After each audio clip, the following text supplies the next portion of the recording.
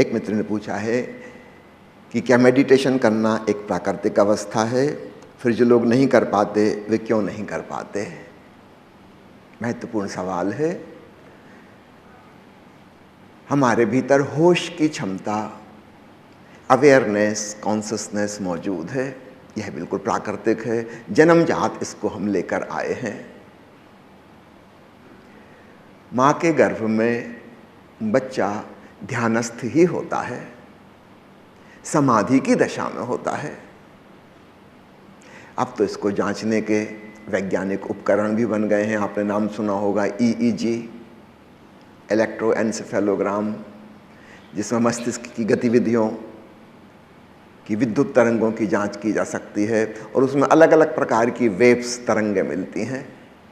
तो गहन नींद में अलग प्रकार की तरंगें होती हैं, समाधि में अलग प्रकार की, जागरण में अलग प्रकार की, स्वप्न अवस्था में अलग प्रकार की। तो बाहर से जांच के पता लगाया जा सकता है कि सपना चल रहा है या नहीं, व्यक्ति होश में है कि सोया हुआ है, कि समाधिस्थ है। नवजात शिशु ज़्यादातर समय समाधि वाली अवस्था में रहता है। वो तो कभी कभार जब भूख लगी तो रोने लगा, कि कपड़े गीले हो गए, कोई कष्ट है तब रोने लगा, जागरण में आया, होश में आया। 18-20 घंटे तो वो सोता है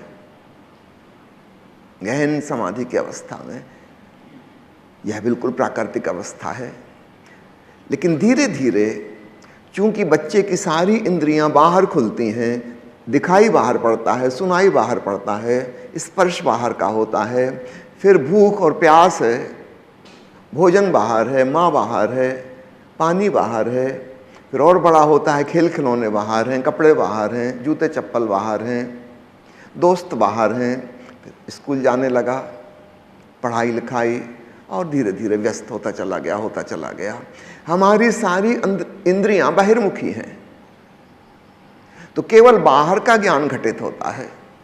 तो हमारे भीतर वो जो ध्यान की क्षमता थी वो एक्सट्रोवर्ट हो गई, संसार के प्रति उन्मुख। अब हमें एक नई बात सीखनी होगी। थोड़ी देर के लिए, घंटा आधा घंटा के लिए स्वयं की ओर उन्मुख हो जाएं, अंतर्मुखी हो जाएं। इसलिए ध्यान को अंतरयात्रा कहा जाता है, इनर जर्नी। थोड़ा अपना होश भी साध लें। तो है तो यह बिल्कुल प्राकृतिक